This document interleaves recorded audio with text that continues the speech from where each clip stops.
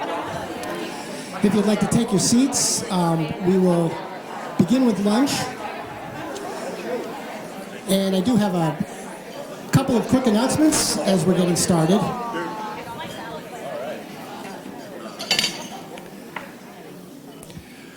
Well, good morning and welcome. My name is Tim Sink. I'm president of the Greater Concord Chamber of Commerce, and thank you all for coming out today and braving a little bit of winter weather, but it's not that bad, so I'm glad you're joining us today. I do have a couple of quick announcements I'd like to make before we get started on lunch. But first of all, I would like to thank Lincoln Financial, who is sponsoring today's luncheon. They have sponsored this a number of times in the past, and they're great corporate citizens, and you're going to hear a little bit more from them later, but thank you again, Lincoln Financial, for your sponsorship. I appreciate that.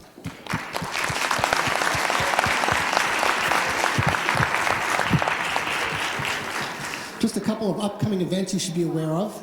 These are all on our website. There's a ton of chamber events, but I just want to highlight a few of them. And I'm looking at these. These are all free events, by the way, so you may want to mark that down. But our next legal breakfast series at Orin Reno is on February 19th at 8 a.m. That's a coffee meeting. And the presentation is on tools for nonprofit board members. Many of us in this room serve on various nonprofit boards. So that might be interesting. These are free events, but you do need to give us a call so we make sure we have a place for you at the table.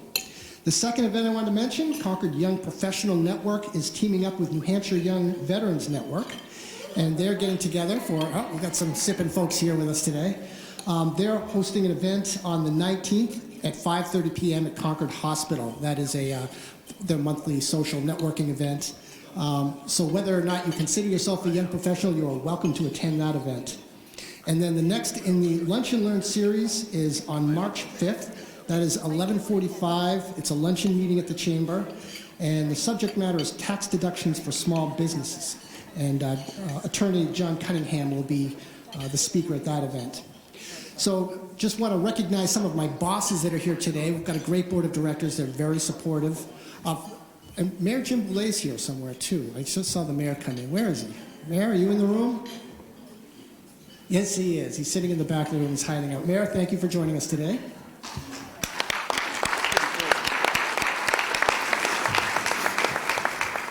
I also want to mention some City Councilor Byron Champlin is here with us today. Thank you, Byron. Great to have you. And then a number of Chamber board members, Jim DeRemus from the YMCA, Larry Haynes from Grapponi Auto, Joe Casper, immediate past chair, Northeast Delta Dental, Dara Madden from Irish Electric, Gretchen Mullen-Savicki, who is president of NHTI, Concord's Community College, Aaron Scheich from Catch, Beth Slepian from Concord Regional VNA, and Jeff Trombley from Ledyard Financial. So thanks, bosses, for being here.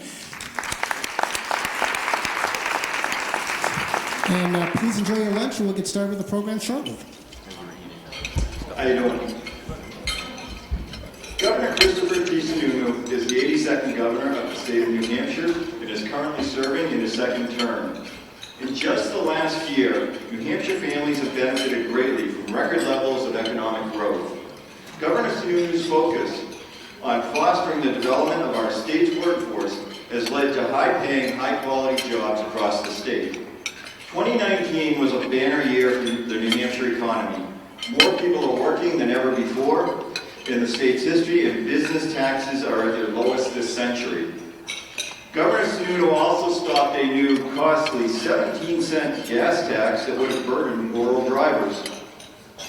In just the last year, and in study after study, New Hampshire under Governor Sununu has been recognized on a national level for our record-shattering quality of life. #1 state for economic freedom, the lowest poverty rate in the nation, the most popular state in the Northeast for millennials to locate themselves, and the #1 state for taxpayer return on investment. Among his accomplishments during his first term was delivering a balanced state budget with no new taxes or fees and establishing full-day kindergarten. Additionally, Governor Sununu provided property tax relief by returning $65 million to cities and towns for roads, bridges, and safer schools, invested $275 million in clean water projects, expanded educational opportunities for students, and signed job-creating business tax cuts into law. So please join me in welcoming Christopher Sununu.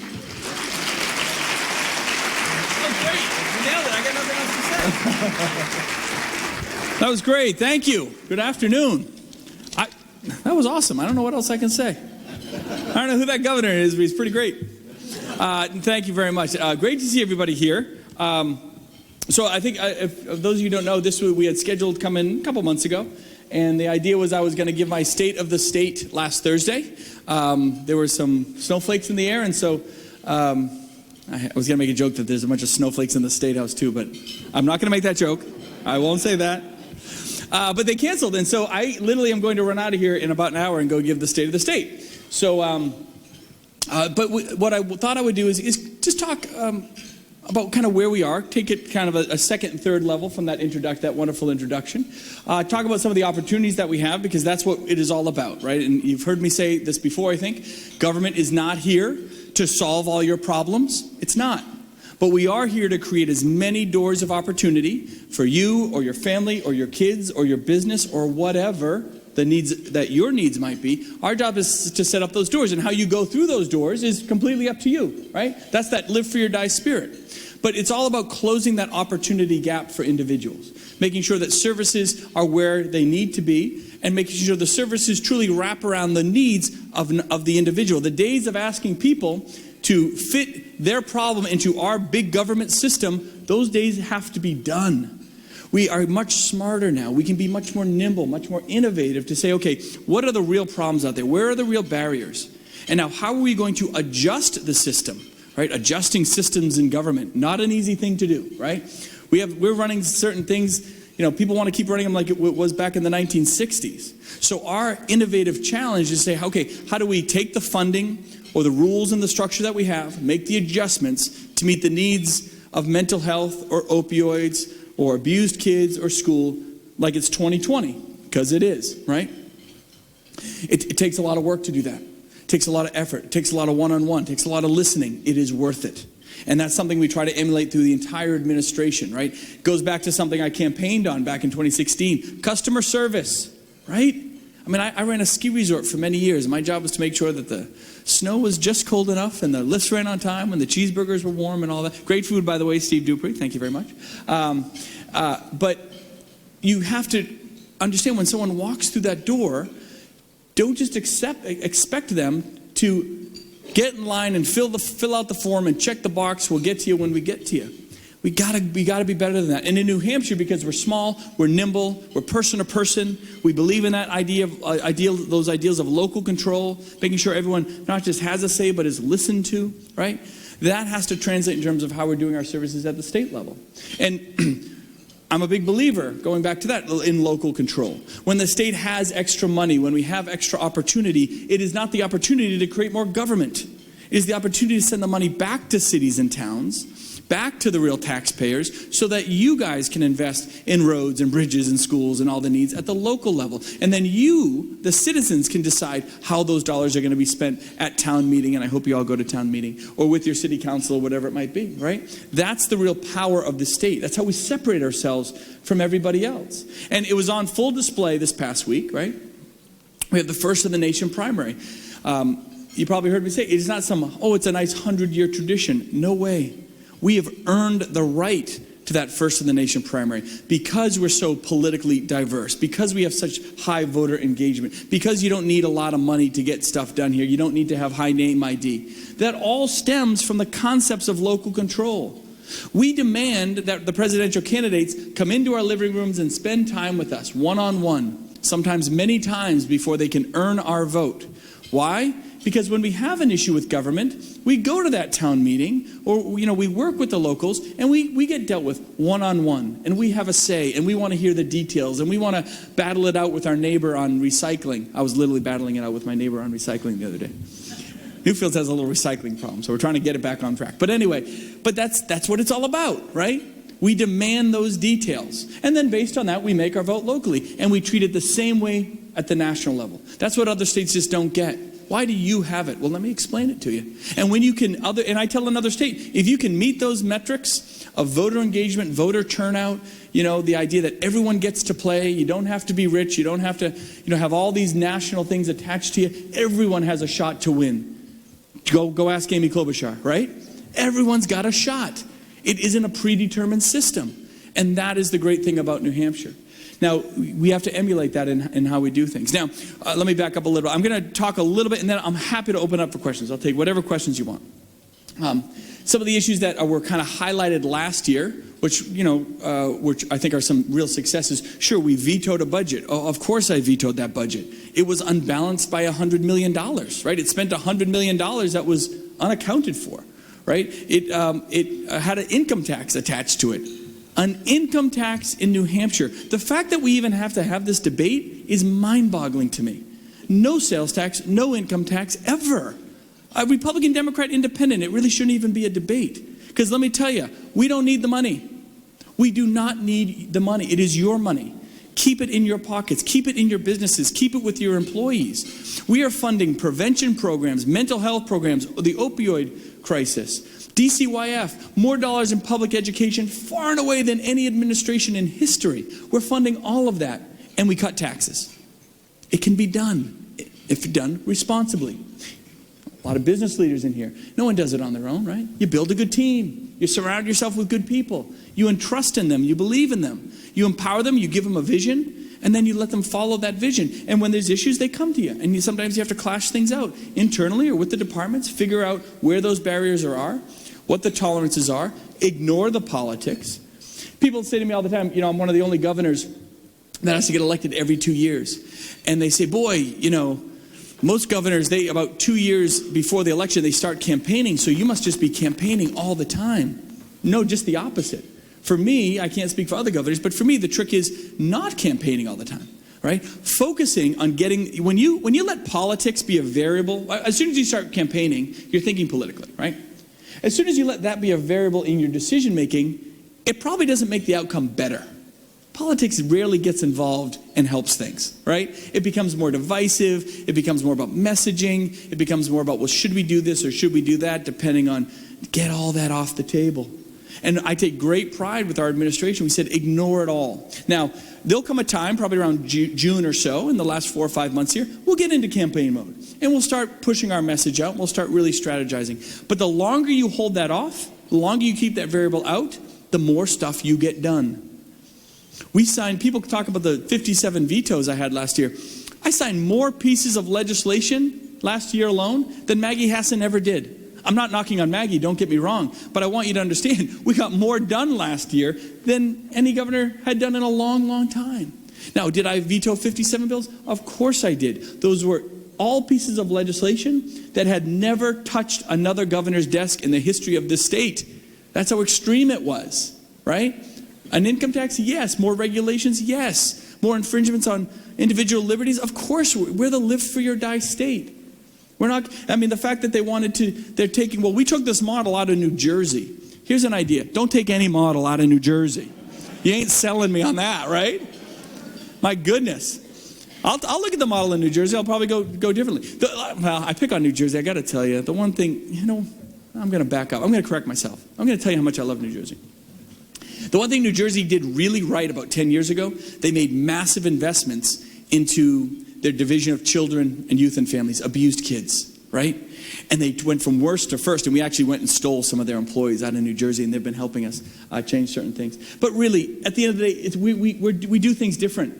We do things better, right? Because we do things, not the governor, not the legislature. We, the citizens, have so much say.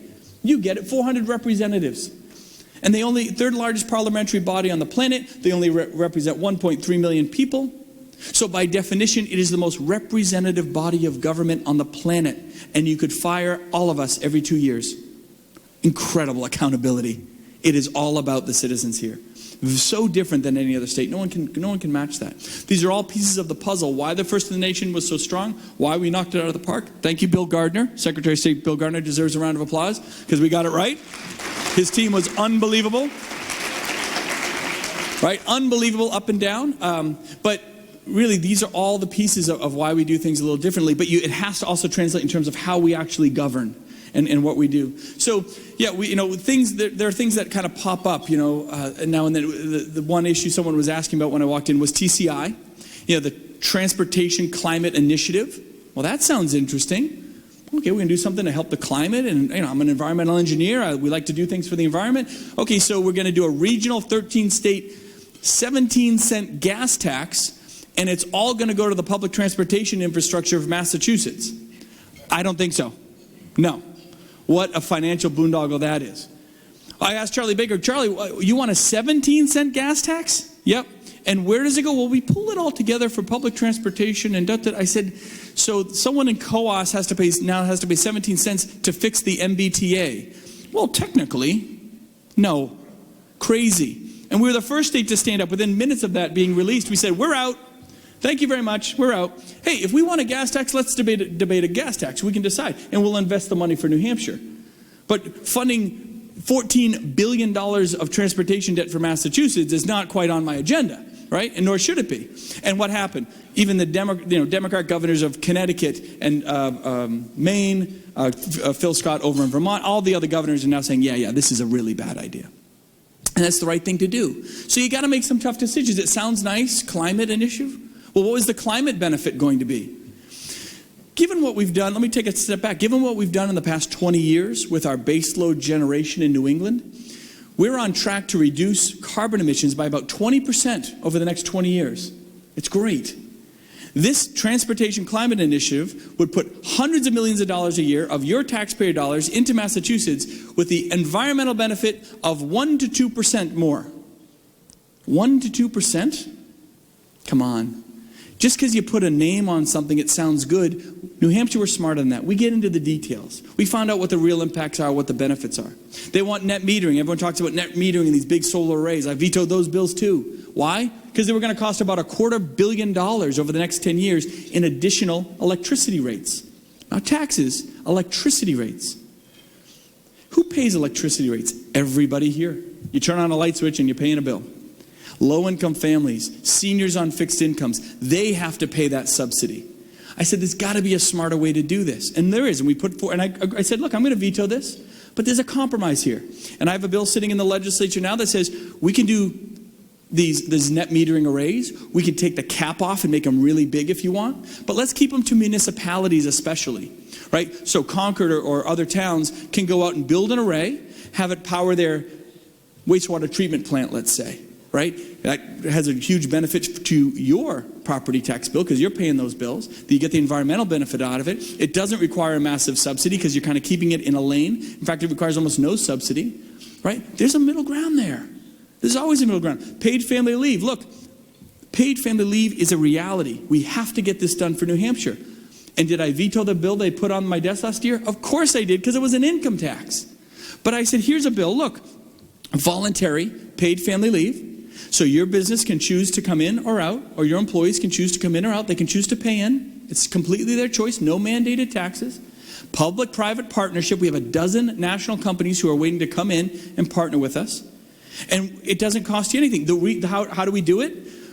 The state will provide the family leave benefit for the state employees. We have about 10,000 state employees. That creates a huge pool and rates go to the floor. And then if you want to buy in and be partnered with that very low rate, you can do it. Or don't. Live free or die. It's up to you, right? That's the perfect way to do paid family leave. No, Governor, this was a model taken out of New York. This is going to work. No, it's an income tax. We ain't doing it. So let's find that middle ground. Now, I'm nervous the legislature is going to say no. They're still going to say no. Paid family leave in New Hampshire, the Democrats are still going to say no. It boggles my mind. Why wouldn't you at least go forward with it? Try it. Are you more concerned about a tax or are you more concerned about providing paid family leave for employees of this state? You better make up your mind because I got one right here. And all the employees can buy in if they want to at an incredibly low rate. Just like their plan does. Only mine doesn't have a tax. It's the only difference. Why wouldn't you take door number one? The reason is because of politics. They're letting the politics come into play, right? Look, you got to have the courage to say no sometimes. You got to have the courage to say, well, it's not exactly the way I wanted it, but there's a middle ground. Let me give you another one, and then we'll open it for questions, only because these were coming up this morning. 529 plans. For those of you who don't know, New Hampshire has had our 529 plans. A lot of us invest in for college savings. Fidelity manages it for the state. We were I think we were the first state to get it done about 20 years ago. And frankly, we do it better than anybody else. You have people all over the country that buy into our 529 plans. The original law said the extra dollars in that we make, the fees that we make, go into the university endowment.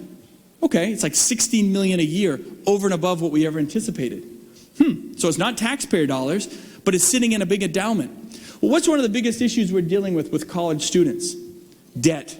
Student debt. So I said, let's take that $16 million, not taxpayer dollars, but $16 million a year, and turn it into student debt assistance. So we can retain young workers when they stay and work in New Hampshire. We'll help pay down their student debt. What a win-win-win. No, we don't want to do that. The legislature took that out. I said, why? I swear to you, it was your idea. You're not getting the win. Those are the exact words that the governor was told. It was your idea. We're not giving you the win. I'm a pretty positive guy. Not much gets me angry. I got furious. You should be furious. Now I said, okay, I'll sign the budget. And this is the budget I signed in September because I fought so hard to keep it. I'll sign it and I'll let that go. But you have to promise me to come back and try that again. Lou D'Alessandro got it. He couldn't get the vote. He got it. And Lou promised me, and we have a bill. And we're going to do some in scholarships, some in student debt, and I think we're going to get it done. But man, I had to the fact that we wouldn't just do it because of a political win. We're better than that. We're so much better than that. So that's where there's some frustration there. That's where I start vetoing silly things, and that's where I fight for things. Keene State is another one for you. Leave it to a Republican governor to put more money into the university system than anyone has ever proposed. I had $9 million going to UNH to double the number of nurses in the state. We're going to double the nursing workforce because it's one of our biggest workforce needs. And we had a couple million going to Plymouth. We had about $9 million going over to Keene State. The new president at Keene State, by the way, she is phenomenal. She's got that place on track. She got their spreadsheets. She's doing really, really well. And when you see someone like that as a business person, you want to invest in that. They've earned the right for that investment. So we're going to put $9 million over there and build this giant business enterprise manufacturing center, a center of excellence for manufacturing, which is so needed over in that area. I thought, that's never coming out of the budget. We'll put it in. That'll be a big win for New Hampshire. They took that out too. All the Democrats in Keene voted to take that out. I said, Senator Khan, what are you doing? Well, political, Governor, it's your idea. So short-sighted. So I'm getting myself all riled up, right? We're going to get this stuff done. We really are. You don't give up. You can't be undeterred. You got to get back out there and keep fighting for them. If there's something I need to give, I'm happy to give. I'm happy to find middle ground with anybody, anywhere. When it comes to taxes and fees, we got a real problem, and I'm probably going to keep vetoing that stuff because we just don't need it. But there's always a middle ground to get it done. Now, I hope I know we're kind of in this political fervor. My hope is that after Tuesday, we got it right. We're relaxing. We can all relax a little bit, maybe get politics out of our system, and things kind of really start getting back to the way New Hampshire does it, together. Not Washington dysfunction, but just together. And we can fight to get this stuff done. So we'll see. We'll see what happens. I'm very, very hopeful for the coming session. I really am. There'll be time for the politics in the campaign in 2020, locally, nationally, all that. But I'm really hopeful over the next few months we can get a lot of stuff done. There's so much great opportunity here. It doesn't require a lot of fees, doesn't require more bureaucracy. It just requires individuals standing up saying, here's a barrier, let's break it down. Here's an opportunity, let's go get it, right? And understand, look, if what we signed today isn't perfect, it won't always be. I'm an engineer. One thing you learn as an engineer is you never design the system perfect the first time. You don't. So you design that flexibility. We'll come back and we'll make it better. And we'll keep tweaking it if we have to. That's fine too, right? But when you're given an opportunity, get through the door. When stupidity comes knocking at the door, slam it quickly, right? That has to be kind of the fundamental difference. But between those two extremes, there is a big middle ground for New Hampshire to drive through, work together, get stuff done. Hey, I can wrap it up, go away quietly. I can take questions, whatever you guys want. Thank you guys so much for the time. I appreciate it, though. Thank you.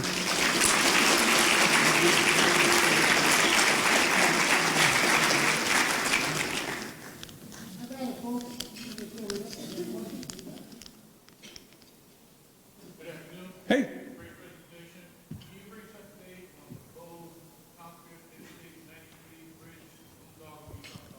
Bow Concord, yeah. So the Bow Concord rebuild is going to happen. It has to happen. We've got to get it into the 10-year highway plan. DOT is working with the city. I know the city has been working with a couple of the different groups or groups within the city to really figure out what does the city want, right? There were a couple of different plans. Do I see Belay back there? Hey, Mr. Mayor, how are you, buddy?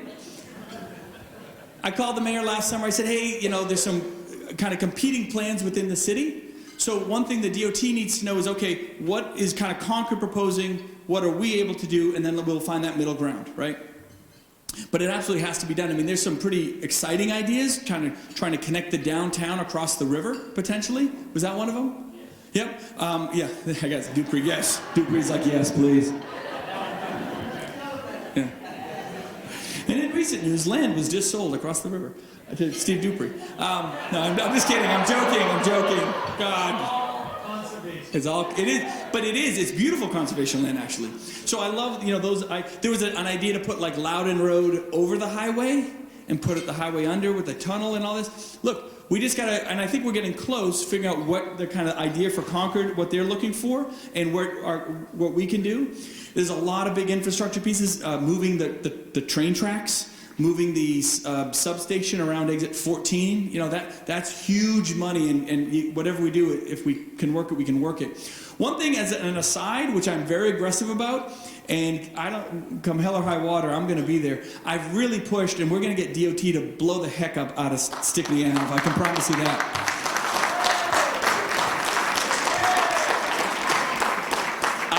Look, since I was a kid, we've driven down Loudon Road and seen those crumbling buildings that the state just holds on to. I'm like, it's a fire hazard.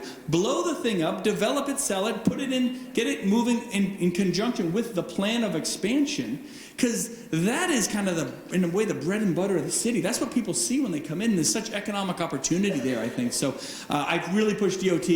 They're emptying out the buildings. Like, I think they might already be empty, or maybe there's one more building to be emptied. And then we'll take that down. And again, just start out with a clean slate, develop it, and work it into that plan so there's flexibility. It's a tight corridor, right? But you gotta. I think everyone agrees you gotta straighten out the S curve and hopefully do it right. But I think we'll get there. Stephen. I really want to I've worked with every governor since Hugh Gallen in 1979, and he promised the state would move off Stickney Avenue and the city would get to develop it. We've had great governors, good people, but I just want to thank you because we've made more progress on Stickney Avenue in the last 2 years than we have in the last 38, and it represents for Concord the largest tract of tax-based development we have in the downtown. So not only get them to tear it down, they don't need it for a workstation area. Get them the hell off and give it to Boulay. There you go, brother. I will be in the bulldozer myself, knocking those walls down. I got to be honest. We could probably go push them down. Those buildings are crumbling so bad. Yes, sir.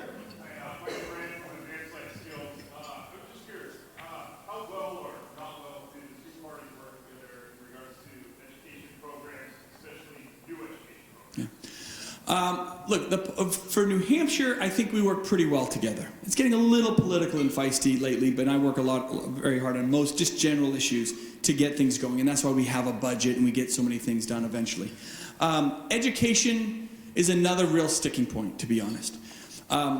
Just to give you a couple examples, right? We got a $46 million grant. $46 million from the Federal Department of Education. Unprecedented amount of money for public charter schools. They won't accept the money. Democrats will not take the money.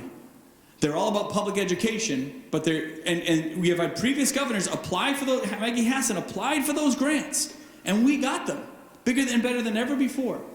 But to be frank about it, the unions are now dictating what happens to $46 million in public education dollars. I find that to be a travesty. I really do. We have certain things that we found that we are driving forward that don't necessarily need legislation, like career academies, right?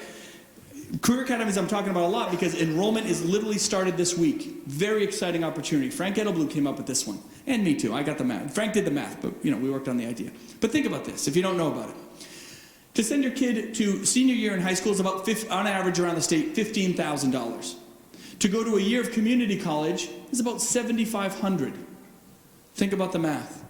We're now allowing kids to take their senior year, split it into 2 years, Do dual and concurrent enrollment embedded within the community college.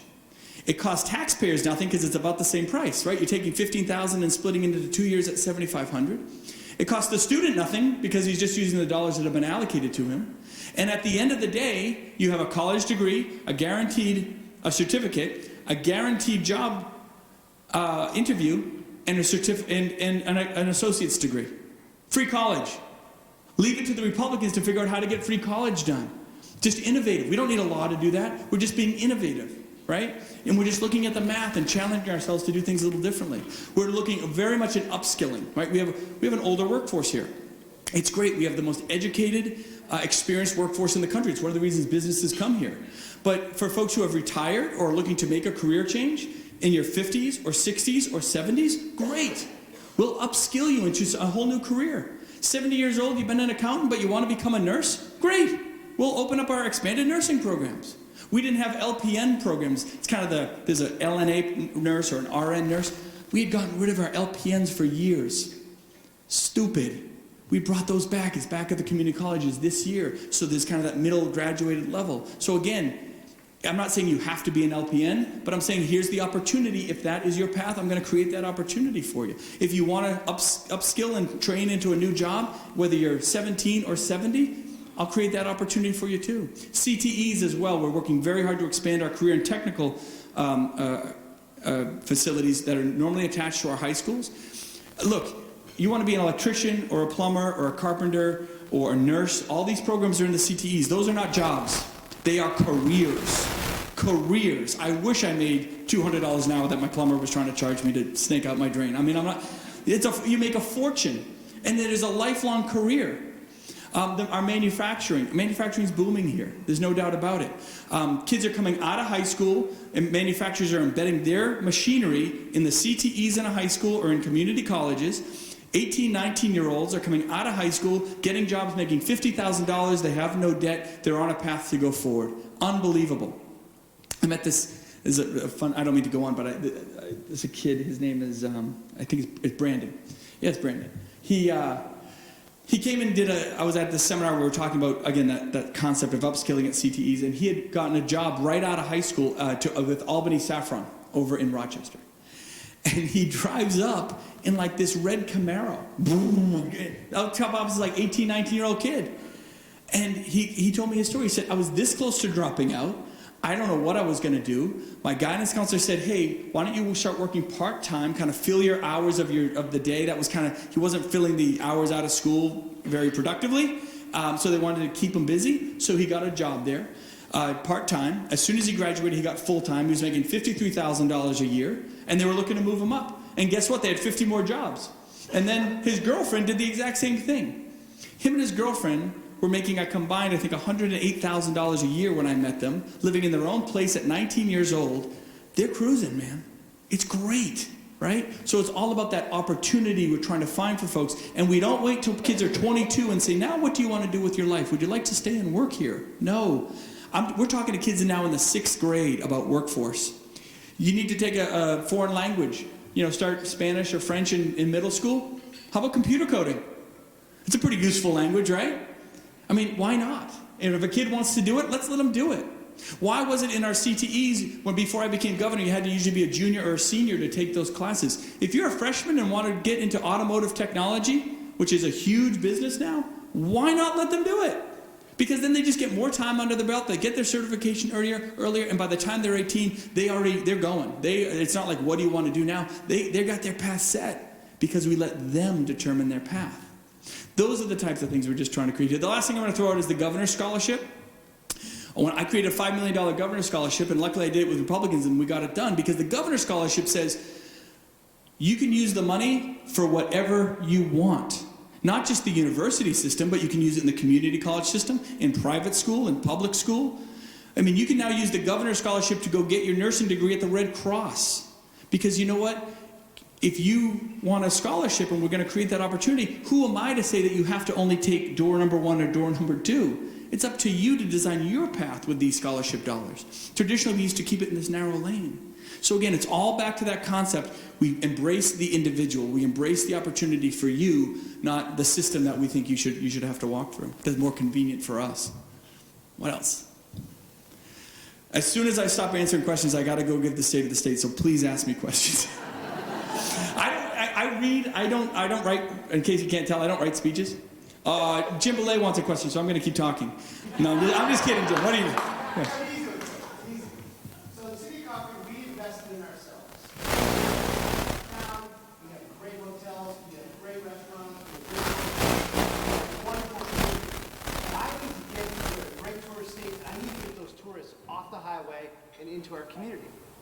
Can we do a better job with signage to really to bring people to us? I mean, I've gone by. Here's the problem with these big signage. signs. So the federal government, when you're in the federal right-of-way, has very strict rules about signage and what you can put on, and it's very frustrating to us. It really is, in terms of how you can advertise commercially and all that kind of stuff. I love the concept of better signage. Now, we don't want to end up like, Las Vegas or Gatlinburg, Tennessee, or these places that are just like, all in your face. But I think we have a great history. I'll use, one of the best signs we have in the state, and I don't know if Alex is here, but what Alex Ray and his team did with our rest areas on 93, we did it right. We did it with the character of the state. We show that if given the responsibility, we're not going to mess it up. So I'd love to get more, if you're talking strictly on 93, I'd love to get more flexibility with signage there. We're trying to get DOT to do a little more. They've now changed the rules in terms of what you can not advertise, but you can buy into on the signs. When you come off, it's like, hotel this way, restaurant that way. We're trying to allow nonprofits. Let's say you're a cool historical museum up in the North Country, right? You don't have a budget to put $1,000, on a highway sign. Can we give them a break because that's part of our culture and our history? They're a nonprofit. Can we find a way to get them a little more directional where you come from? You guys are pretty lucky because a mile away you got that, got the Gold Dome sitting out there. Everyone wants to look left. Get rid of Stickney Ave. That alone would be good signage for you, But you're right. The federal stuff is really limiting. We're fighting it. And the administration's getting better. I know Secretary Chow very well. She's trying to get better, but the bureaucrats embedded down in Washington are brutal, to be blunt about it. Byron. I'm not a senator, and I never will be, so let's put that. In case you didn't get the memo, they don't do much. Yeah. How do we keep the state house open on weekends? All those tourists who go out and see that beautiful place. I love that. I love that concept. I don't know. I love the idea. We have this great group of the Granite State ambassadors. They're all across the state. They wear the green shirts. They are awesome. When I hear a question like that, I don't have a quick answer for you other than to say they do a lot of the tours at the State House. I'd love to maybe engage them more if possible. Security is an issue, of course, because we're so open during the day. We're not going to necessarily open the governor's office for people to stroll through without staff there or security or something like that. But at least to get them to roam through the halls, I suppose. The State House is really open. I mean, you guys got to remember, most state houses, you got to go through a metal detector just to walk through. There are some state houses, if the governor is in the State House, it's locked down. There are some state houses that if the governor is there, they don't let you onto that floor. Like really weird stuff. Now, there are threats, of course, and all that, so security is paramount. You got to be careful with it. But we try to be very open. Now, what we do on the weekends, I'd love to explore that, but I haven't heard the request yet, but it makes a lot of sense. Tim, you volunteering? Okay. One more. No, please, don't let me go make this speech. So I started saying I don't write speeches. I really don't. I write the State of the State. And I wrote my second inaugural speech. My first inaugural speech was like bullet points that I kind of winged for 20 minutes, kind of like this. I thought it was a good speech, frankly. My second one I wrote, and it went like over an hour. I apologize. Post-mortem, it was a good speech, but man, it took forever. So this one I wrote, but I tried to keep short. But it's just weird when I sit there and write. So when you guys see me on TV tonight, be like, boy, he sounded much better in person, because I end up talking like this, and I like having a conversation. It's hard to have a conversation when you have to look at the paper and stick to the script and all that kind of stuff. It's not really me, but we'll give it our best shot. We'll talk about things that are interesting, and again, it is an open door, right? So if you have issues, whether it's talking to your senators or your representatives or just knocking on room 208, big gray building, mile away, it's at my office. Come knock, right? Come find. If I can't see you, my staff can. I have the smallest gubernatorial staff in the country. which means if we're all work literally within about 30 feet of each other. So even if you're not talking to me, you're talking to my staff, they're talking to me. We all work really, really tight to make sure that there's a lot of constituent engagement there. But so if there are issues, bring it to the Senate or the House. They do a great job. Your executive counselor, and Andy does, I think, a very good job with his constituent services, frankly. Or just come knock on the governor's door too. We're all in it together. We just want to make sure that we keep this concept of you guys have the voice, you guys have the power, you guys are the ones that determine what the opportunity and the barriers are. It's our job to be the tool to keep knocking it out of the park. Thank you guys very much.